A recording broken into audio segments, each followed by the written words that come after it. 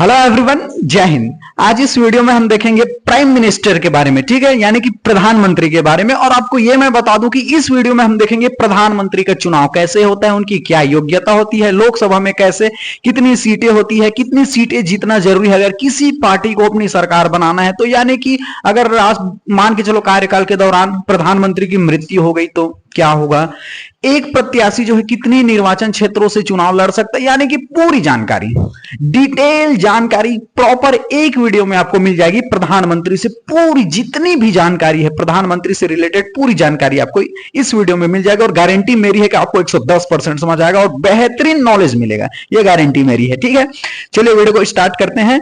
और आज का जो टॉपिक है प्राइम मिनिस्टर, प्रधानमंत्री, ठीक है। चलिए देखते हैं, बहुत मजा आने वाला है और आपको बहुत बेहतरीन नॉलेज भी मिलेगा, ये गारंटी मेरी है। देखो आपके एग्जाम में आए या ना आए, आएगा, जो बता रहा हूं तो आएगा, 100% आपके स्टेटमेंट में आएगा। लेकिन आपको तो पता होना चाहिए ना कि प्राइम मिनिस्टर कैसे बनते हैं, उनका क्या काम होता है, उनका क्या कार्यकाल होता है, उनको शपथ कैसे कौन दिलाता है, ठीक है। बीच में मृत्यु हो गई तो क्या होगा, अगर किसी पार्टी में गठबंधन की सरकार कैसे बनती है, वगैरह वगैरह जानकारी आपको बहुत मजा आने वाला है, ठीक है। चलिए देखते हैं।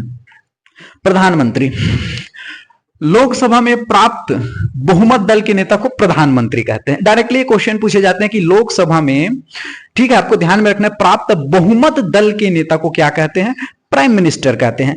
और आपको यह मैं बता दूं कि अगर कोई भी पार्टी को अपनी सरकार बनानी है, प्रधानमंत्री बनाना है भैया, तो उनकी कहां पर बहुमत होना चाहिए, लोकसभा में बहुमत होना चाहिए, ना कि राज्यसभा में, ठीक है। डायरेक्टली क्वेश्चन पूछे जाते हैं, अगर आपकी पार्टी को, ठीक है, आपको अगर सरकार में आना है, आपको प्राइम मिनिस्टर बनना है अपनी पार्टी से, तो कहां पर आपकी बहुमत होना चाहिए, तो लोकसभा में आपकी बहुमत होनी चाहिए। ध्यान से इस बात को समझिएगा। हाँ, प्राइम मिनिस्टर जो है चाहे राज्यसभा से बन सकता है या तो लोकसभा से बन सकता है, अलग बात है, लेकिन आपकी बहुमत कहां होना चाहिए, बहुमत कहां होना चाहिए, लोकसभा में आपकी बहुमत होनी चाहिए, ठीक है। अभी और डिटेल में बताएंगे कि कैसे कहां कहां सीटें रहती है, कितनी सीटें रहती है, एक प्रत्याशी कितने निर्वाचन क्षेत्रों से खड़ा हो सकता है, पूरी जानकारी आपको, ठीक है। तो लोकसभा में प्राप्त बहुमत दल के नेता को क्या कहते हैं, प्रधानमंत्री कहते हैं, ठीक है। चलिए अगला देखते हैं। कार्यपालिका की जो वास्तविक शक्ति है, ध्यान में रखना, वास्तविक शक्ति जो है प्रधानमंत्री में होती है। हमारे देश में मेन पावर किसके हाथों में, प्राइम मिनिस्टर के हाथों में। सबसे पावरफुल कौन है, प्राइम मिनिस्टर है, ठीक है। आपको यह मैं बता दूं कि देखो वास्तविक जो अगर हम देखें, मेनली पावर जो है किसके हाथों में होती है, प्राइम मिनिस्टर के हाथों में थी। अगर आपसे पूछे कि कार्यपालिका की वास्तविक शक्ति किसमें निहित होती है, तो प्रधानमंत्री में होती है। क्लियर हो गया। लोकसभा में प्राप्त बहुमत दल के नेता को क्या कहते हैं, प्रधानमंत्री कहते हैं। और वास्तविक, अगर कार्यपालिका की वास्तविक शक्ति किसमें निहित होती है, तो प्राइम मिनिस्टर में होती है, ठीक है। चलिए अगला देखते हैं। एक प्रत्याशी जो है दो निर्वाचन क्षेत्रों से चुनाव लड़ सकता है। ध्यान से समझिएगा। देखो सबसे पहले यह बता दूं कि हमारे देश में भी वर्तमान में लोकसभा सीटें कितनी है, 543 सीटें हैं, ठीक है। लोकसभा सीट की मैं बात कर रहा हूं, ध्यान से समझिएगा और बहुत मजा आने वाला है, आपको बहुत बेहतरीन नॉलेज मिलेगा, ये गारंटी मेरी रहती है। हर वीडियो में आपको समझाने की गारंटी मेरी रहती है, बस वीडियो को अपन तक देखिए। भारत में अभी लोकसभा सीटें कितनी हैं, 543 सीटें हैं। जैसे आप देखेंगे उत्तर प्रदेश में अकेले देखेंगे लोकसभा सीटें 80 सीटें हैं, लोकसभा सीट, यानी लोकसभा में जो जीतेगा वो क्या बनता है, सांसद बनता है। सांसद आपके भी क्षेत्र में होंगे सांसद, ठीक है। तो आपको ध्यान में रखना है कि अभी वर्तमान में भारत में लोकसभा सीटें कितनी है, 543 सीटें। जैसे उत्तर प्रदेश में 80 सीटें हैं, छत्तीसगढ़ में लोकसभा की 11 सीटें हैं, बिहार में 40 सीटें हैं, मध्य प्रदेश में अलग है, राजस्थान में अलग है, ठीक है। तो पूरे भारत में अलग अलग स्टेट में, पूरे भारत में जो है अलग अलग स्टेट में अलग अलग लोकसभाएं सीटें हैं, और टोटल मिलाकर कितने सीटें हैं, 543 सीटें हैं। अब ध्यान से समझिएगा। लोक प्रतिनिधित्व अधिनियम 1991 धारा 33 के तहत जो है एक जो प्रत्याशी है दो निर्वाचन क्षेत्रों से क्या कर सकता है, लोकसभा का चुनाव लड़ सकता है। समझ आ रहा है, यह धारा आपको ध्यान में रखना है। लोक प्रतिनिधित्व अधिनियम 1951 की, ठीक है, धारा के तहत एक प्रत्याशी जो है दो लोकसभा निर्वाचन क्षेत्र से चुनाव लड़ सकते हैं। जैसे आपको मैं बता दूं, कुछ हिस्ट्री बता दूं, अटल बिहारी वाजपेयी जी दो जगह से चुनाव लड़े थे, लोकसभा चुनाव दो जगह से लड़े थे और दोनों जगह से जीत गए थे अटल बिहारी वाजपेयी। सोनिया गांधी जी भी आपको ध्यान में रखना है, दो जगह से चुनाव लड़े थे। प्रधानमंत्री नरेंद्र मोदी जी भी दो निर्वाचन क्षेत्र से चुनाव लड़े थे और दोनों जगह से जीत गए थे। राहुल गांधी जी भी दो जगह से चुनाव लड़े थे और एक जगह से जीते थे, एक जगह से हार गए थे। तो ठीक है, आपको ये ध्यान में रखना है, ये लोक प्रतिनिधित्व अधिनियम 1991 धारा 33 के तहत आपको ध्यान में रखना है कि एक जो प्रत्याशी है 2 निर्वाचन क्षेत्रों से चुनाव लड़ सकता है। आपको मैंने कुछ एग्जाम्पल बताए, अटल बिहारी वाजपेयी जी भी 2 जगह से चुनाव लड़े हुए थे, दोनों जगह से जीत गए। प्रधानमंत्री नरेंद्र मोदी जी आप देखेंगे वाराणसी से चुनाव लड़े थे और गुजरात के वडोदरा से, आपको ध्यान में रखना है, दोनों जगह से चुनाव जीत गए थे।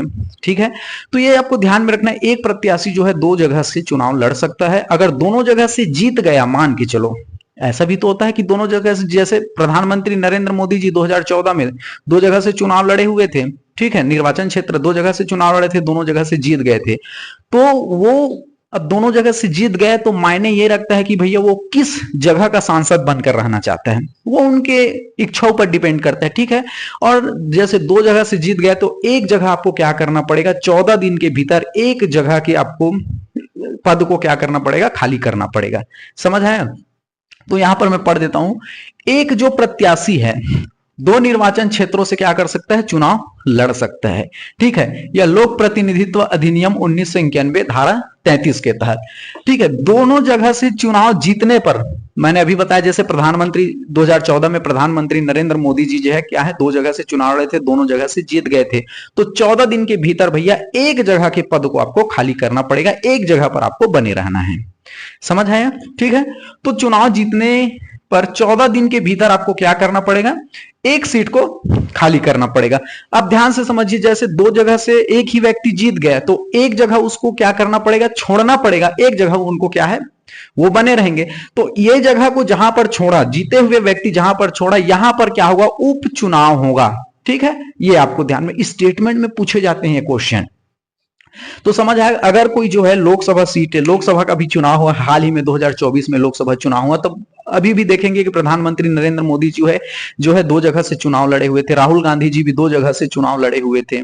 ठीक है, तो ये आपको ध्यान में रखना है। और आपको ये भी हम बता दें कि अगर कोई जो है देश का प्रधानमंत्री बनना चाहता है, देखो 2 जगह से चुनाव, देखो देश का जो प्रधानमंत्री है वो तो पहले लोकसभा चुनाव में लड़ेगा तो सांसद ही बनेगा ना पहले। समझ आ रहा है ना? आप देखें लोकसभा चुनाव में आप देखेंगे हमारे भी क्षेत्र में सांसद बने थे लोकसभा चुनाव में। ठीक है, प्रधानमंत्री नरेंद्र मोदी भी अपने निर्वाचन क्षेत्र से लड़े, वो क्या बने, पहले सांसद बने। राहुल गांधी जी क्या बने, अपने क्षेत्र से लड़े, वो जीत कर आए, लोगों ने उसे जिता दिया, सांसद बने।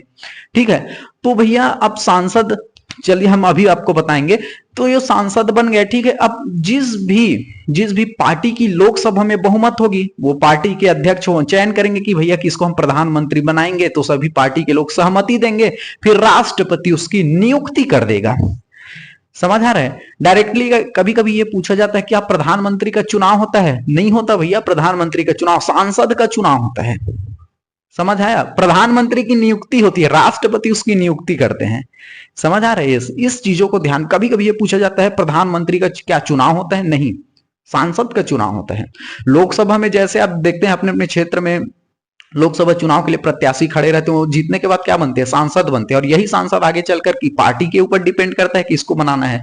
जिस भी पार्टी की सबसे ज्यादा सांसद, उसकी क्या बनेगी, सरकार बनेगी। ठीक है, तो यहां पर हमने देखा कि एक जो प्रत्याशी है 2 जगह से चुनाव लड़ सकता है, ये बिल्कुल सही बात है। और दोनों जगह से अगर जीत गए तो एक जगह को उसको पद पर बना रहेगा, दूसरे जगह के पद को क्या करना पड़ेगा, उसे छोड़ना पड़ेगा। और इस छोड़े हुए पद पर आपको क्या करना है, 14 दिन के भीतर जो है निर्वाचन आयोग जो है दूसरा उपचुनाव कराएगा वहां पर। क्लियर हो गया? चलिए अगला देखते हैं। भारत का अगर प्रधानमंत्री बनना है तो सबसे पहले वो क्या हो, भारत का नागरिक हो। स्वाभाविक सी बात है, हम पाकिस्तान के व्यक्ति तो ऐसा नहीं हो सकता कि यहाँ आए और प्रधानमंत्री बन गए, अमेरिका के यहाँ आए प्रधानमंत्री बन गए, ऐसा नहीं है। भारत का वो नागरिक होना चाहिए, पागल या तो दिवालिया नहीं होना चाहिए। अगर ठीक है, पागल या तो दिवालिया नहीं होना चाहिए। लोकसभा सदस्य बनने की योग्यता होना चाहिए। ठीक है, मैंने अभी बताया कि प्रधानमंत्री बनने के लिए, मेनली प्रधानमंत्री बनने के लिए आपकी पार्टी का, समझ आ रहा है, लोकसभा में बहुमत होना चाहिए।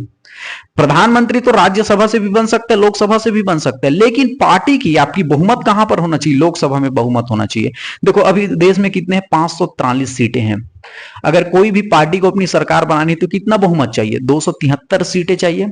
543 का निकाल के देखिए, आधे से एक ज्यादा करके देखिए, लगभग 243 सीटें अगर आपके पास है तो आपकी पार्टी सरकार बना लेगी। तो कहां पर बहुमत होना चाहिए? लोकसभा में बहुमत होना चाहिए। जैसे राज्यसभा का भी सांसद प्रधानमंत्री बन सकते हैं। मनमोहन सिंह राज्यसभा से सांसद थे, वो प्रधानमंत्री बन गए थे, ठीक है, लेकिन उनकी पार्टी की कहां पर बहुमत कहां पर थी? बहुमत कहां पर होना चाहिए? अगर कोई भी पार्टी जो है सरकार बनाना चाहती है तो लोकसभा में बहुमत होना चाहिए। राज्यसभा से थे मनमोहन सिंह, वो प्रधानमंत्री बन गए। प्रधानमंत्री नरेंद्र मोदी जी लोकसभा से थे और लोकसभा में उनकी जो बहुमत थी वो बन गए प्रधानमंत्री, ठीक है। अगर जो है लोकसभा राज्यसभा से अगर वो सांसद नहीं है तो अगर वो प्रधानमंत्री बनना चाहता तो 6 महीने के भीतर उसे क्या है? सदस्यता लेनी होगी। क्लियर हुआ? डायरेक्टली क्वेश्चन पूछे जाते हैं कि क्या कोई व्यक्ति जो है राज्यसभा से सांसद है तो अगर प्रधानमंत्री बन सकता है? बिल्कुल बन सकता है। लोकसभा से सांसद है तो क्या प्रधानमंत्री बन सकते हैं? बिल्कुल बन सकते हैं। अगर केवल केवल ये ध्यान में रखना है कि भैया उनकी पार्टी जो है लोकसभा में बहुमत होना चाहिए, ठीक है, ये आपको ध्यान में रखना है। समझ आया? कोई भी पार्टी की क्या होना चाहिए? लोकसभा में बहुमत होना चाहिए। लोकसभा में बहुमत इंपॉर्टेंट है। स्वाभाविक सी बात है, जिसकी लोकसभा में बहुमत होगी उस पार्टी की सरकार बनेगी। चलिए अगला देखते हैं। चुनाव जिस पार्टी की लोकसभा में बहुमत, उसकी सरकार होगी, ठीक है। अभी मैंने बताया कि जिस भी पार्टी की लोकसभा में क्या होगी? बहुमत होगी, उसकी सरकार बनेगी। फॉर एग्जांपल हम आपको समझाने के लिए बोल रहे हैं, जैसे बीजेपी है, ठीक है, हम कोई पॉलिटिकल पार्टी से नहीं, हम समझाने के लिए बोल रहे हैं। हम एग्जाम्पल के तौर पर सीटों की भी संख्या बता रहे हैं, एग्जाम्पल के तौर पर हम समझाने के लिए बोल रहे हैं। मैं फिर से बता दूं एग्जाम्पल के तौर पर, देखो अभी देश में कितनी सीटें? 543 सीटें हैं, ठीक है। ये टोटल पूरे देश में 543 सीटें हैं, लोकसभा सीटें हैं, ठीक है। सभी जगह से अलग अलग अपने उम्मीदवार, अपने चहेते, जो चीज का फेम अच्छा हो, जो उस क्षेत्र में अच्छा पॉपुलर हो, अच्छा काम किया हो, उस व्यक्ति को लोकसभा में टिकट दिया जाता है। भैया यहाँ यहाँ अपने अपने क्षेत्र से तुम लड़ो, वहां वहां से जीत जीत कर आता है। 45 में अपने अपने क्या है, अपने जो है प्रत्याशी उतारते हैं, ठीक है। अब लोगों का, जनता के ऊपर डिपेंड करता है किसको जिताना है किसको नहीं जिताना है। तो मेनली ये देखा जाता है कि जिस जिस क्षेत्र में जिसकी अच्छी पकड़ होती, जिसकी अच्छी पॉपुलरिटी होती, जो बहुत अच्छे काम किए होते, जैसे नितिन गडकरी साहब ने अपना, देखो आप इंस्टाग्राम पर देखे होंगे कि मैं जो है इतना बेहतरीन काम, नितिन गडकरी साहब बहुत बेहतरीन काम किया, बहुत बेहतरीन, बहुत ही अच्छे व्यक्ति, बहुत ही स्वाभिमानी व्यक्ति, बहुत ही बेहतरीन काम करने वाले व्यक्ति। नितिन गडकरी साहब का काम इतना पसंद है कि वो चुनाव के टाइम प्रचार करने भी नहीं गए, ठीक, और वो जीत भी गए। तो ऐसा भी होता है कि लोगों को आपका काम दिखना चाहिए। तो सभी जो है पॉलिटिकल पार्टी अपनी अपनी प्रत्याशी उतारती है मैदान में, ठीक है, जिस जिस क्षेत्र में उसकी अच्छी पकड़ होती, काम के आधार पर जो लग सके भैया कि ये जो है हमें जिता सकता है, हमारी पार्टी को फायदा करा सकता है। आप देखते हैं कभी कभी जो है कलाकारों को उतार दिया जाता है जिसका फेम होता है। आप देखे हैं भोजपुरी स्टार को भी आप देखते हैं उतार देता है। कुछ पार्टी बॉलीवुड के भी स्टार जो है लोकसभा चुनाव के लिए लड़ते हैं। आप देखते हैं जिसकी पॉपुलरिटी लगता है कि इस क्षेत्र में भैया इसको सबसे ज्यादा मानते हैं या ये जीत सकता है, हमारे पार्टी के लिए फायदा है, तो ये पार्टी के ऊपर डिपेंड करता है कि इस प्रत्याशी को टिकट देना है किसको नहीं देना है। अब मान के चलो बीजेपी के पास क्या है, देखो टोटल भारत में कितने 543 सीटें हैं। बीजेपी को मान के चलो लोकसभा चुनाव, मान के चलो एग्जांपल के तौर पर हम बता रहे हैं, ये मान के चलो हमने बोल दिया 294 सीट मिल गई, ठीक है। आपकी पार्टी को सरकार बनाने के लिए कितनी बहुमत चाहिए? 273, ठीक है, 273, ये इतनी चाहिए आपकी पार्टी को सरकार बनाने के लिए। अगर कोई मान के चलो बीजेपी को आ गया 294, तो यानी कि बहुमत से ज्यादा हो गया, 273 में भी सरकार बन सकती है, ठीक है, ये तो बहुमत है। अगर कोई पार्टी 294 सीट आई तो और अच्छी बात है, 300 सीट आई तो और अच्छी बात है, यानी बहुमत इनको मिल गई तो इन्हीं की पार्टी की क्या बनेगी? सरकार बनेगी, ठीक है। अब ये जितने भी हैं क्या है, अभी सांसद हैं, ठीक है भाई, स्वाभाविक सी बात है, लोकसभा में क्या है, चुनाव जीत करके तो सांसद ही हैं। अब यहां पर जैसे बीजेपी की मान के चलो पार्टी आ गई, लोकसभा में इनकी बहुमत हो गई, 273 सीटें हैं, 294 आ गए, 300 आ गए, 310 आ गए, और अच्छी बात है 273 से ज्यादा हो गया, उसकी ही सरकार बनेगी। अब ये डिपेंड करता है कि भैया प्रधानमंत्री किसको बनाना है। तो प्रधानमंत्री इसकी पार्टी के अध्यक्ष लोग तय करेंगे कि भैया कौन जो योग्य है, कौन अच्छा लीडरशिप है, कौन अच्छा संगठन को मजबूत बना सकता है, ठीक है। पार्टी के अध्यक्ष जो है अपना चुनेंगे कि हाँ इसको क्या करेंगे, हम प्रधानमंत्री के लिए करें, प्रधानमंत्री के लिए हम जो है इसको बनाएंगे, ठीक है।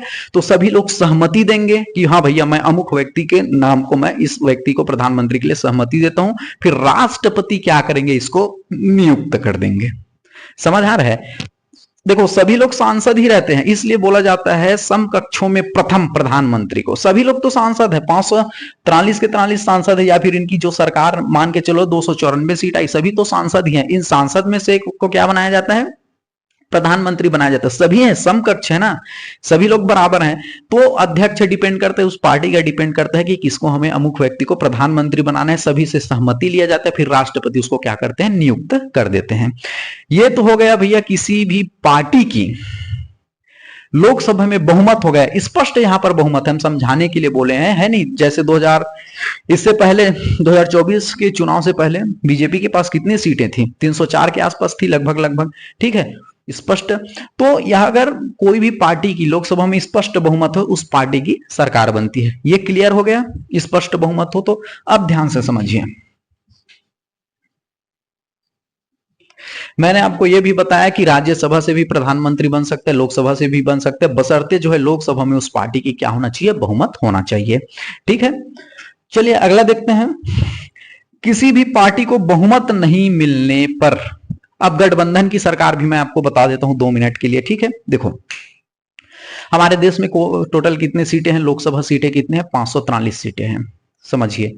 अभी मैंने जस्ट अभी बताया कि 294 सीट बीजेपी की थी, यानी कि 273 से इसकी स्पष्ट बहुमत थी। तो स्पष्ट बहुमत मिल गई तो भैया उस पार्टी की तो सरकार बनेगी। अगर मान के चलो कोई पार्टी है, मैं एग्जांपल के लिए समझा रहा हूं, ठीक है, मान के चलो ये बीजेपी पार्टी है, ठीक है, ये कांग्रेस की पार्टी है। वैसे तो मैं पॉलिटिकल नाम यूज नहीं करता, ABC करके दे सकता था, चलो मैं कोई पार्टी का नाम नहीं ले रहा। कोई पार्टी से जुड़े होंगे तो वो गलत समझने लगेंगे, फिर मैं हम तो समझाने के लिए बोल रहे हैं, लेकिन वो लोग दिल से ले लेंगे, ठीक है। इसलिए मान के चलो कोई A पार्टी है, कोई B पार्टी है, कोई C पार्टी है, कोई D पार्टी है। मान के चलो लोकसभा चुनाव हुआ, किसी को क्या है 200 सीटें मिल गई, किसी को 100 सीटें मिल गई, किसी को 150 सीटें मिल गई, किसी को 80 सीटें मिल गई, वगैरह वगैरह, ठीक है। अब बहुमत कितनी चाहिए किसी भी पार्टी को सरकार बनाने के लिए, कितनी चाहिए, 273, ठीक है, 273 सीटें। अब देखिए यहां पर किसी भी पार्टी को 273 सीटें नहीं मिली है, समझ रहे। यानी कि कोई भी पार्टी सरकार बनाने के लिए कितनी चाहिए, बहुमत कितनी चाहिए, 273 सीटें चाहिए। लेकिन यहां पर देखिए 200 है, 273 से ये भी कम है, 100 से यहां पर भी कम है, 150 से यहां पर भी कम है, 100 से यहां पर भी कम है। यानी कि अभी कोई भी पार्टी को क्या है, बहुमत नहीं मिला है। तो यहां पर आएगा गठबंधन की सरकार,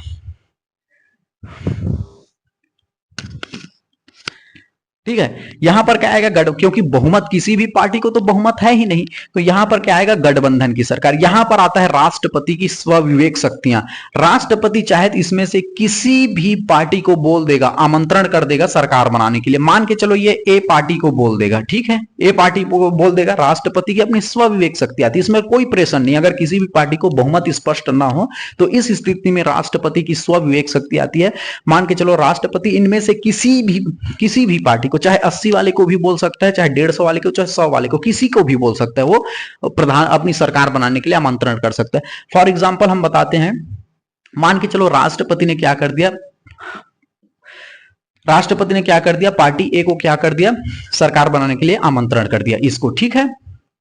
तो और राष्ट्रपति ये बोल देगा भैया हम आपको सरकार बनाने के लिए आमंत्रण करते हैं, लेकिन आपको 30 दिन के भीतर आपको बहुमत सिद्ध करना होगा, ठीक है। यानी कि 273 आपको कैसे भी करो हम नहीं जानते, राष्ट्रपति बोल देगा कैसे भी करो हम नहीं जानते, आप बहुमत सिद्ध कीजिए, ठीक है। अब ये A पार्टी को राष्ट्रपति ने आमंत्रण कर दिया, अब ये ढूंढेगा गठबंधन के लिए, मिला जुला सरकार के लिए, ये इसके पास जाएगा, ठीक है। अगर ये दोनों मिल जाते हैं कितना हो जाता है, 300 सीट हो जाती है, ठीक है, 273 से आगे हो गया, ठीक है, इसकी सरकार बन जाएगी। अब यहां पर क्या होता है, ये A पार्टी है, B के पास जाएगा, B को बोलेगा देखो हम जो है गठबंधन कर लेते हैं, आपस में मिलजुल कर सरकार चलाते हैं, ठीक है। यहां पर ये B भाव खा गया, अच्छा ये B को तो पता है कि हमारे बिगैर क्या होगा, इनकी सरकार बनने वाली है नहीं। चाहे तो ये A C के पास आ सकता है, उनका जो है कौन जो है इसके साथ मिलना चाहता है, ये पार्टी के ऊपर डिपेंड करती है, किसके साथ इसका मन मिल रहा है, किसी के साथ कोई विपक्ष है, जैसे बीजेपी जो है कांग्रेस के साथ गठबंधन थोड़ी ना करेगी, क्योंकि विपक्ष पर है वो लोग, है नहीं, फॉर एग्जाम्पल। तो डिपेंड ये करता है कि भैया आप जो है किसके साथ मिलना चाहते हैं, कौन इंटरेस्टेड है आपसे, आपके साथ मिलने के लिए, ठीक है। तो पार्टी A जो है B के पास आया, चलो ये पार्टी बोला बी को, चलो देखो राष्ट्रपति ने हमें तो सरकार बनाने के लिए आमंत्रण किया है, लेकिन हमारे पास बहुमत तो नहीं है, अगर हम दोनों मिल जाते हैं तो भैया बहुमत हो जाएगी और हम सरकार चलाने लग जाएंगे। तो ये बी भाव खाएगा। देखो हम एक शर्त पर आपको मिल सकते हैं, आप जो है बड़े बड़े विभाग जो है हमारे पार्टी के आदमी को बनाइएगा, जैसे कृषि मंत्री, वित्त मंत्री, रेल मंत्री, गृह मंत्री हमारे पार्टी को बनाएंगे, तब जाकर हम आपसे मिलेंगे। ठीक है, तो ये बोलेगा अच्छा बड़े बड़े विभाग आप रखोगे, जबकि राष्ट्रपति ने हमको बोला है जो है सरकार बनाने के लिए। ठीक है, तो ये अपने डिपेंड करता है कि आपसी संबंध कैसे। कभी कभी विभाग की डिमांड होती, कभी कभी बड़े बड़े नोट रकम फेंके जाते हैं, आपका सांसद का कीमत बोलिए हमारे से मिलने के लिए, फिर चलता है घोटाला वाला काम, देश को लूटो लूटो लूटो फिर। ठीक है, तो अगर ये दोनों मिल जाते हैं तो ये मिल गए, कितना सीटें हो गई यहां पर 300 सीटें हो गई, ये बहुमत की सरकार यहां पर, बहुमत यहां पर क्या हो गया, यहां पर बहुमत इनको मिल गया। अब देखो कभी कभी गठबंधन की सरकार में विभाग का डिमांड करता है, देखो हमको कृषि मंत्री चाहिए, हमको ये मंत्री चाहिए। ठीक है, तो ये बोलता है कि नहीं नहीं नहीं ठीक, हम एक दो मंत्री आपको दे देते हैं, बाकी मंत्री हमारे से रहेगा, मेन मेन मंत्री वित्त विभाग का, जैसे वित्त विभाग हमारे पास रहेगा, गृह विभाग हमारे पास रहेगा, रक्षा विभाग हमारे पास रहेगा।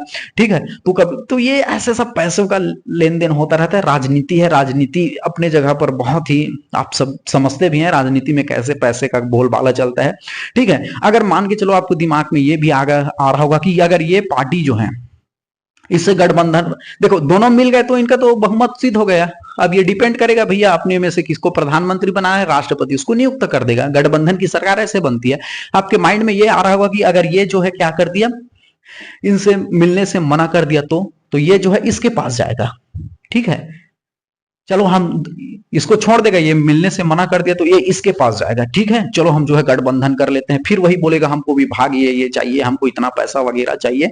मान के चलो अगर ये मिल जाए तो इनके साथ मिलजुल कर सरकार बनाएगा। अगर ये भी मान के चलो इनसे मिलने के लिए मना कर दिया तो क्या होगा, समझिए इनके पास केवल 30 दिन का समय है। ध्यान रखिए 30 दिन के समय है, 30 दिन के अंदर आपको राष्ट्रपति को बहुमत सिद्ध करके दिखाना पड़ेगा। अगर ये मान के चलो 30 दिन में चाहे बहुमत सिद्ध कर दिया तो इनकी सरकार बन गई, गठबंधन की सरकार बन गई। ठीक है, मान के चलो ये जो पार्टी है 30 दिन में अब जो है बहुमत सिद्ध नहीं कर पाया, कोई किसी को नहीं मिला पाया, तो क्या होगा, 30 दिन इसका समाप्त हो गया। अब राष्ट्रपति आएगा, अच्छा तुमने तो 30 दिन समय गंवा दिया, तुमने तो बहुमत सिद्ध नहीं कर पाया। मान के चलो अगर इसने 30 दिन गंवा दिया, 30 दिन में बहुमत सिद्ध नहीं कर पाया, तो राष्ट्रपति बोलेगा किसी और पार्टी को क्या बोलेगा, इस बार हम जो है डी को क्या करते हैं, सरकार बनाने के लिए आमंत्रण करते हैं।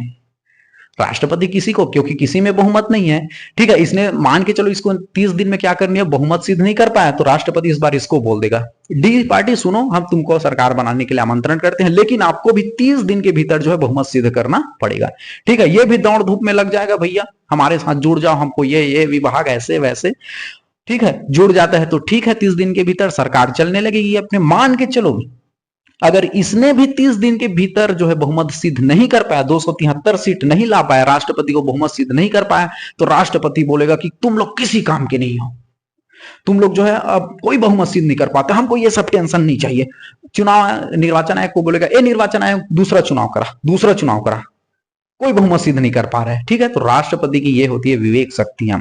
ठीक है, अब ध्यान से समझिए अगर मान के चलो यहां हमने कंडीशन बता दिया, अगर गठबंधन हो गया तो, अगर गठबंधन नहीं हुआ तो दूसरी पार्टी को आमंत्रण करेगा, 30 दिन में अगर नहीं कर पाया तो राष्ट्रपति जो है क्या कर देगा, निर्वाचन आयोग को बोल देगा।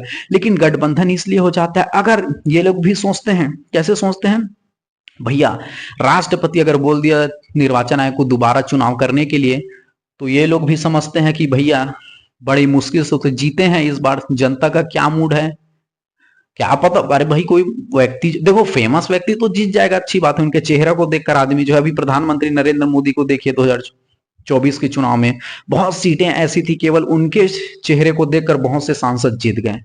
जो सांसद जो है काम भी नहीं कर रहे थे, कुछ भी नहीं कर रहे थे, लेकिन प्रधानमंत्री इस बार फिर से नरेंद्र मोदी को बनाना है करके बहुत से ऐसे जगह थे, वहां का सांसद उसके चेहरे के कारण जीत गए। ठीक है, तो आपको ये चीजें ध्यान में रखनी है। कभी गठबंधन हो जाती है कि भैया अगर दूसरा चुनाव हुआ तो क्या पता जनता का क्या मूड है, इस बार सांसद बने हैं भैया, क्या पता इतना चुनाव में खर्चा किए हैं, क्या पता दूसरा चुनाव हुआ जनता ने हमें जिताया ही नहीं, बड़ी मुश्किल से जीते, इसलिए भैया जैसा हो बनो, सरकार बनाओ, मिलजुल कर चलाते रहो, घोटाला करते रहो, देश को लूटते रहो। ठीक है, चलिए आगे बढ़ते हैं। तो हमें समझ आएगा कि स्पष्ट बहुमत है तो कोई दिक्कत नहीं है, अगर बहुमत नहीं है तो ये गठबंधन की सरकार ऐसे बनती है और ऐसे राष्ट्रपति का पावर होता है यहाँ पर। ठीक है, चलिए अगला देखते हैं। अगर कोई भी पार्टी जो है, मैंने अभी बताया कोई भी पार्टी में बहुमत हो, लोकसभा में बहुमत होना चाहिए, चाहे राज्यसभा से भी बन सकता है, प्रधानमंत्री लोकसभा से भी बन सकता है, लेकिन उस पार्टी की लोकसभा में बहुमत होना चाहिए। ठीक है, तो प्रधानमंत्री कैसे बनता है पता चला, तो सांसद है, पार्टी के अपने लोग जो है अध्यक्ष लोग, पार्टी के अध्यक्ष हैं, वो डिसाइड करते हैं भैया कि किसको प्रधानमंत्री बनाना है, किसको प्रधानमंत्री नहीं बनाना है। सभी पार्टी के लोग सहमति देते हैं कि हाँ भैया हम इसको जो है सहमति देते हैं प्रधानमंत्री के लिए, तो राष्ट्रपति उसकी नियुक्ति करता है और राष्ट्रपति फिर उसको फाइनली जो है शपथ दिलाता है। तो प्रधानमंत्री को शपथ कौन दिलाता है? राष्ट्रपति दिलाता है। ठीक है, कभी कभी ऐसा होता है कोई पार्टी के पास मान के चलो बहुमत है, जैसे बीजेपी के पास मान के चलो 304 सीटें हैं लोकसभा में। ठीक है, हम एग्जाम्पल के लिए बता रहे हैं, एग्जाम्पल के 304 सीटें स्पष्ट बहुमत है। कभी कभी ऐसा होता है कि 2-3 उम्मीदवार हो जाते हैं प्रधानमंत्री बनने के लिए, पार्टी पार्टी में विवाद हो जाता है कि बोलेगा कि मैं प्रधानमंत्री बनूंगा, इसी पार्टी का व्यक्ति बोलेगा मैं प्रधानमंत्री बनूंगा, मैं इतने दिनों से सेवा कर रहा हूं, इतने मैं सीनियर हूं। ठीक है, आपने पिछले बार बोला था कि अगले चुनाव में बन जाना प्रधानमंत्री, अब ये चुनाव आ गया तब मेरा भी नाम नहीं ले रहे हो। ठीक है, और कोई तीसरा बोलेगा कि मैं भी प्रधानमंत्री बनूंगा, इतने दिनों से मैं भी सेवा कर रहा हूं। ऐसा आपसी अगर पार्टी में विवाद हो जाए तो इस स्थिति में राष्ट्रपति की विवेक शक्तियां आती है, राष्ट्रपति का माइंड काम करता है, तुम लोग विवाद हो रहे हैं, तुम लोग नहीं चुन पा रहे हो, ये व्यक्ति बनेगा प्रधानमंत्री। ठीक है, अगर विवाद की स्थिति आ जाए तो राष्ट्रपति की विवेक शक्तियां काम आती है। ठीक है, चलिए अगला देखते हैं। तो हम यहां पर देखें कि हम प्रधानमंत्री को धीरे धीरे लेते चल रहे हैं कि कहां पर कैसे चुनाव होता है, कैसे जगह से खड़ा होता है, कैसे गठबंधन की सरकार बनती है। ठीक है, कैसे शपथ लेता है, यहां तक हम आ गए। अब मान के चलो मैंने क्या बताया कि राष्ट्रपति के पास मेनली पावर होता है, कोई भी सॉरी राष्ट्रपति बोल रहा हूं, प्रधानमंत्री के पास क्या होता है? मेनली पावर होता है। ठीक है, अब जैसे प्रधानमंत्री बना तो प्रधानमंत्री को क्या चाहिए भैया? उसके मंत्रिमंडल चाहिए। ठीक है, तो आपको यह समझना है कि मेनली पावर जो है प्रधानमंत्री के पास होता है। प्रधानमंत्री बोलेगा कि राष्ट्रपति को बोलेगा कि ये राष्ट्रपति साहब कृषि मंत्री उसको बनाइए, समझ आ रहा है? प्रधानमंत्री ये बोलेगा, राष्ट्रपति को बोलेगा, प्रधानमंत्री बोलेगा ये राष्ट्रपति साहब कृषि मंत्री उसको बनाइए, वित्त मंत्री उसको बनाइए, विभाग रक्षा मंत्री उसको बनाइए। तो मंत्रियों की तो नियुक्ति कौन करता है? राष्ट्रपति करते हैं, लेकिन किसके कहने पर करते हैं? प्रधानमंत्री के कहने पर करते हैं। समझ आ रहा है? यानी कि प्रधानमंत्री के पास मेन पावर होता है। प्रधानमंत्री जिसको भी मंत्री बना ले, किसी को भी गृह मंत्री बना ले, किसी को कृषि मंत्री, किसी को रेल मंत्री, किसी को वित्त मंत्री, किसी को रक्षा मंत्री, राष्ट्रपति तो जरूर बनाता है, लेकिन उसके पीछे बात कौन बोलता है? प्रधानमंत्री बोलते हैं ए राष्ट्रपति जी तनिक अमित शाह को गृह मंत्री बनाइए, नितिन गडकरी को जो है परिवहन मंत्री बनाइए, राजनाथ सिंह को जो है क्या बनाइए? रक्षा मंत्री बनाइए। ठीक है, ये ध्यान रखना है। राष्ट्रपति जरूर बनाता है, लेकिन बोलता कौन है? प्रधानमंत्री बोलते हैं। ठीक है, अगर कोई मंत्री जो है प्रधानमंत्री के सामने होशियारी मार रहा है, बहुत भाव खा रहा है, बहुत एटीट्यूड दिखा रहा है, तो प्रधानमंत्री जो है क्या बोलेंगे? राष्ट्रपति को बोलेंगे ए राष्ट्रपति जी तनिक वो जो गृह मंत्री को बर्खास्त कर दीजिए। तो राष्ट्रपति बर्खास्त कर देगा, उसको पद से हटा देगा। तो मेनली कौन बोल रहा है बर्खास्त करने के लिए? उसके पद से हटने के लिए कौन बोल रहा है? प्रधानमंत्री। राष्ट्रपति को बोल देगा ये राष्ट्रपति जी ये देखिए कृषि मंत्री को जरा तो अब बर्खास्त कर दीजिए तो इसके पद से। तो मेनली पावर किसके पास होता है? तो मेनली पावर जो है प्रधानमंत्री के पास होता है। ठीक है, आई होप बहुत अच्छे से आपको समझ आ रहा होगा, ऐसा मैं आशा करता हूं। और अभी तो बहुत बेहतरीन ढंग से आपको जो है समझाना है प्रधानमंत्री से रिलेटेड, राजनीति से रिलेटेड। ठीक है, चलिए अगला देखते हैं और क्या क्या है प्रधानमंत्री से रिलेटेड, और क्या क्या बातें जो आपके एग्जाम के दृष्टिकोण से महत्वपूर्ण है, आपको जानना बहुत ज्यादा जरूरी है। ठीक है, तो प्रधानमंत्री जो होता है मंत्रिमंडल का अध्यक्ष होता है। समझ आ रहा है? प्रधानमंत्री जो है मंत्रिमंडल का अध्यक्ष होता है, मंत्री परिषद का अध्यक्ष होता है। ठीक है, ये आपको ध्यान में रखना है। कभी कभी ये पूछ दिया जाता है कि मंत्रिमंडल का अध्यक्ष कौन होता है? प्रधानमंत्री होता है। मंत्री परिषद का अध्यक्ष कौन होता है? प्रधानमंत्री होता है। नीति आयोग का अध्यक्ष कौन होता है? प्रधानमंत्री होता है। परमाणु कमान का अध्यक्ष कौन होता है? प्रधानमंत्री होता है। सरकार का वास्तविक प्रधान कौन होता है? तो प्रधानमंत्री होता है। ठीक है, तो नीति आयोग के अध्यक्ष प्रधानमंत्री, परमाणु कमान के अध्यक्ष प्रधानमंत्री। ठीक है, अब ये समझिए कि मान के चलो प्रधानमंत्री के अपने पद पर है, प्रधानमंत्री के पद पर रहते हुए उनकी मृत्यु हो गई, या वो त्याग पत्र दे दिया, जाओ हम प्रधानमंत्री के पद पर अब नहीं रहना चाहते, हमारे माइंड में बहुत प्रेशर है, हम जो है देश को नहीं संभाल सकते, हमारी इतनी अब क्षमता नहीं है, हमारे माइंड में बहुत प्रेशर है, बहुत दबाव है, इस पद पर हम नहीं रह सकते, उसने त्याग पत्र दे दिया। तो इस स्थिति में क्या होगा, कौन बनेगा प्रधानमंत्री? ठीक है, अविश्वास प्रस्ताव लग गया, मान के चलो पारित हो गया, प्रधानमंत्री पद से चले गए, तो कौन बनेगा प्रधानमंत्री? ठीक है, ये आपको ध्यान में रखना है। मान के चलो प्रधानमंत्री ने त्याग पत्र दे दिए, जाओ हमको प्रधानमंत्री के पद पर नहीं रहना है, या फिर मृत्यु हो गई उनकी। अब ध्यान से यह समझना है आपको, जैसे प्रधानमंत्री जो है अपने पद से हटे तो मंत्रिमंडल विघटन हो जाता है। यानी कि कहने का मतलब, जैसे प्रधानमंत्री अपने पद से इस्तीफा दिए बीच कार्यकाल के दौरान, जाओ हमको प्रधानमंत्री के पद पर नहीं रहना, हमको बहुत प्रेशर आता है, इस देश को हमारा माइंड नहीं, हम नहीं संभाल सकते, कोई दूसरा को बना लूंगा, पार्टी बोल देगी, अपने पार्टी को बोल देगी कि हम ये लो हमारा त्याग पत्र। तो भैया इस स्थिति में क्या होगा, तो जैसे प्रधानमंत्री अपने पद से हटे, मंत्रिमंडल ऑलरेडी विघटन हो जाते हैं। विघटन मतलब खत्म हो जाते हैं मंत्रिमंडल, जितने भी उनके मंत्री हैं, चाहे गृह मंत्री, रक्षा मंत्री, ये मंत्री, वो मंत्री, सब खत्म। समझ आया? मान के चलो, ध्यान से समझिए, मान के चलो कोई पार्टी के पास 294 सीट हैं, ठीक है, 294 सीट है, बहुमत से ज्यादा है, समझिए 273 चाहिए बहुमत के लिए। अब मान के चलो कोई पार्टी के पास 294 है, इन्हीं में से पार्टी की, तो स्वाभाविक बात है इन्हीं की सरकार बनेगी। अब मान के चलो कोई प्रधानमंत्री बना है, ठीक है, अब वो इस्तीफा दे दिया, त्याग पत्र दे दिया कि हमको प्रधानमंत्री के पद पर नहीं रहना है, तो उसकी जितने भी मंत्रिमंडल है सब विघटन हो जाएंगे, चाहे रक्षा मंत्री, ये मंत्री, वो मंत्री, सब जो है खत्म हो जाएंगे। अब ध्यान से समझिए इसको, ध्यान से समझिए, प्रधानमंत्री जो है अपने पद से इस्तीफा दे दिया, तो 294, अब कितना बचा, 293 ही बचा। अभी भी इनके पास बहुमत है, हमें सरकार बनाने के लिए कितना चाहिए, 273 चाहिए, लेकिन ये तो जीती हुई पार्टी है, इनके पास देखो कितना बहुमत है। इनमें से अगर मान के चलो 10-20 सांसद भी इस्तीफा दे देंगे तो भी इनकी सरकार बनी रहेगी, 273 से ज्यादा ही है। अगर ये मान के चलो 20 सांसद ने इस्तीफा दे दिया, सॉरी मान के चलो 10 सांसद ने इस्तीफा दे दिया, तो भी इनकी बहुमत बनी रहेगी इस पार्टी की। तो अभी तो एक प्रधानमंत्री ही बस ने क्या दिया, इस्तीफा दे दिया है, ठीक है, तो अभी भी इनके पास 293 है, समझ रहे हो ना, इनके पास अभी भी बहुमत है। तो भैया अब प्रधानमंत्री ने क्या कर दिया, त्याग पत्र दे दिया, एक के जाने से थोड़ी ना बहुमत गिर जाएगी, 273 से ज्यादा ही है, अभी भी 293 है। तो क्या होगा, अब उस पार्टी का अध्यक्ष जो है किसी दूसरे को क्या करेगा, प्रधानमंत्री के लिए, अपनी पार्टी के ऊपर डिपेंड करता है, पार्टी अपनी किसको बनानी चाहेगी, अगला उम्मीदवार कौन है बढ़िया, जो इस पार्टी को अच्छी से मजबूत रख सकता है, किसका अच्छा कमांड अच्छा है, बेहतरीन लीडरशिप है, तो पार्टी के ऊपर डिपेंड करता है। राष्ट्रपति उसको बुलाएगा भैया, पार्टी के अध्यक्ष को, देखो आपके प्रधानमंत्री ने, आपकी पार्टी के प्रधानमंत्री ने तो इस्तीफा दे दिया, अब किसको हम नियुक्त करें भैया, तो पार्टी के अध्यक्ष अपने डिसाइड करेंगे, ठीक है, फिर राष्ट्रपति, ठीक है, तो पार्टी के अध्यक्ष अपने डिसाइड करेंगे, फिर जैसे सभी लोग जो है क्या करेंगे, बहुमत सिद्ध कर देंगे। इनके पास तो ऑलरेडी बहुमत है ही, लेकिन वो नियम है भैया, राष्ट्रपति के सामने मान 273 चाहिए बहुमत, अभी भी इनके पास 293 है, तो नियम ये बोलता है कि भैया आप जो एक बार फिर बहुमत सिद्ध कर दीजिए, सभी लोग जो करते हैं, हाँ हम इसको सहमति देते हैं, ठीक है, फिर राष्ट्रपति उसको जो है फिर से क्या कर देगा, प्रधानमंत्री नियुक्त कर देगा, ठीक है।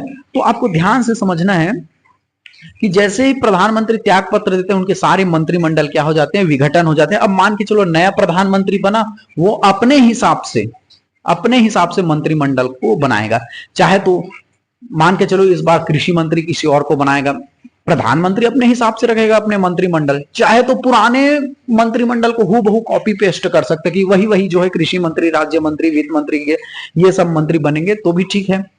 तो नया प्रधानमंत्री जैसे आएगा तो अपने हिसाब से मंत्रिमंडल को बना सकता है, किसी को भी वो क्या कर सकता है, रेल मंत्री, कृषि मंत्री, वित्त मंत्री, विभाग मंत्री, रक्षा मंत्री दे सकता है, या तो पहले जो मंत्री थे उसको भी बना सकता है, वो जो है प्रधानमंत्री के ऊपर डिपेंड करता है।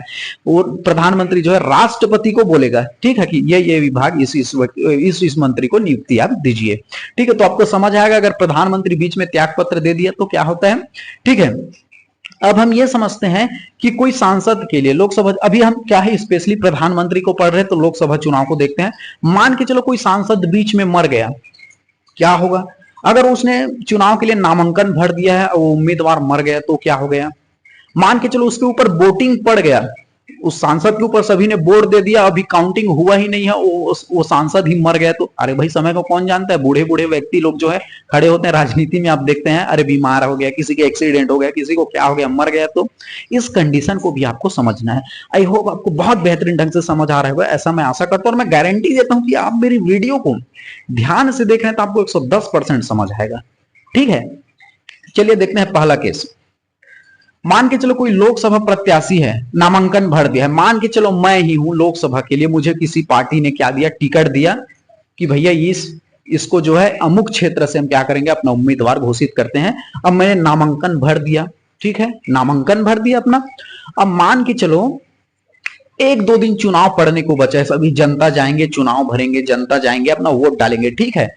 अब चुनाव से पहले ही जस्ट क्या हो गया, मेरी मृत्यु हो गई। नामांकन तो मैंने भर दिया है, नामांकन तो मैं, देखो अगर नामांकन नहीं भर रहा था तो क्या होता, पार्टी जो है, जैसे मेरी मृत्यु हो गई, मैं नामांकन अभी नहीं भरा हूं, नाम बस घोषणा हुआ है कि इस क्षेत्र में यह व्यक्ति को खड़ा करना है, अभी मात्र कहते ना कि मुंह बस में, बातों बातों में इसका नाम पता चला है, ठीक है। उस स्थिति में भैया अगर मान के चलो कोई उम्मीदवार इस क्षेत्र के लिए खड़ा होगा, बस ऐसे पता चला, अगर वो मर गया तो पार्टी क्या करेगा, दूसरे को उसकी जगह टिकट दे देगा, वो अलग बात है।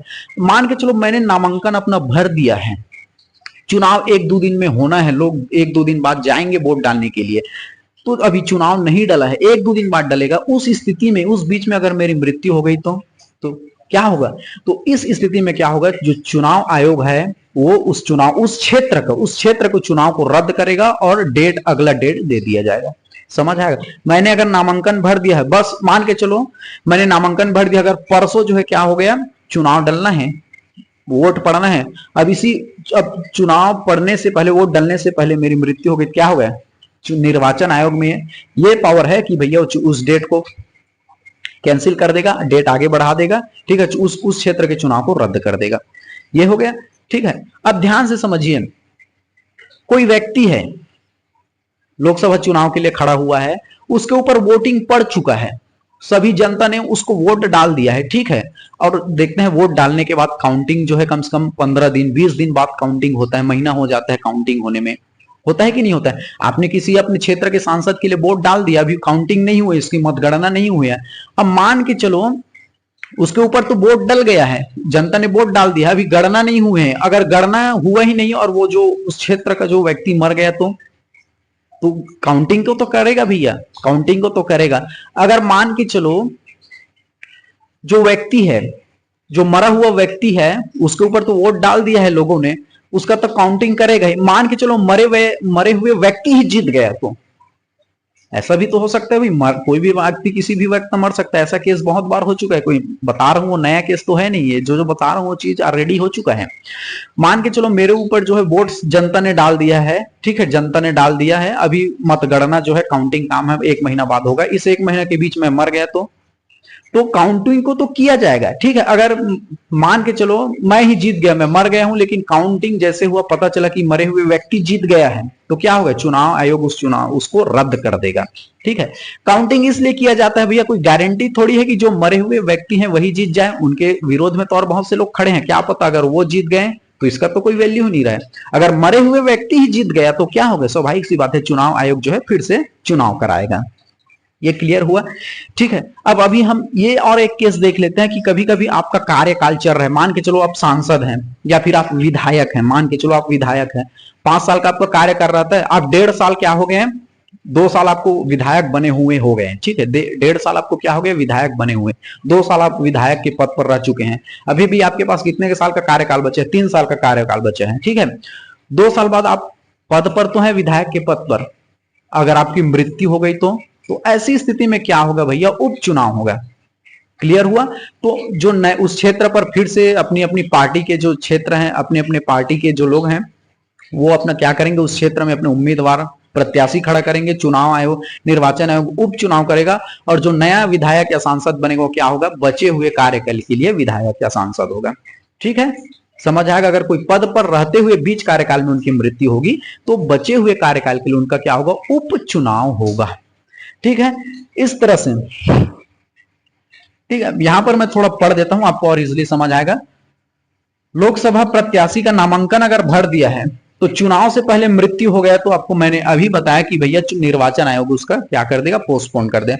कोई जीते हुए व्यक्ति कार्यकाल के बीच में मर जाता है तो बचे हुए कार्यकाल के लिए क्या होगा, उपचुनाव होंगे। ठीक है, इस तरह से हमने जो प्रधानमंत्री से जितनी भी बातें रिलेटेड हैं कि इनको शपथ कौन दिलाता है, इनका चुनाव कैसे होता है, गठबंधन की सरकार कैसे होती है, इनका बहुमत कहां पर होना चाहिए, राज्यसभा में, लोकसभा में, ठीक है, क्या योग्यता होने चाहिए, इनके कितने सीटें हैं, वगैरह वगैरह, प्रधानमंत्री का पावर क्या है, प्रधानमंत्री कौन कौन से फील्ड के अध्यक्ष होते हैं, कैसे मंत्रियों का आवंटन करते हैं, विभागों का आवंटन करता है, किसके किसके द्वारा करवाता है, तो पूरी चीज की जानकारी जो है आई होप आपको बहुत बेहतरीन ढंग से समझ आ गया होगा, ऐसा मैं आशा करता हूं। चलिए, थैंक यू वेरी मच, जय हिंद।